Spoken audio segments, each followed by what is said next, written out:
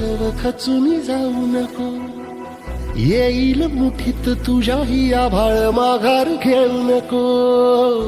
उगाच भयान वादळ वाऱ्याच्या पाऊल रोखू नको. साध घाली दिस उद्याचा नव्याने सार गजल कालची रे. देवा काळजी रे माझ्या देवा काळजी रे. देवा काळजी रे माझ्या देवा काळजी रे.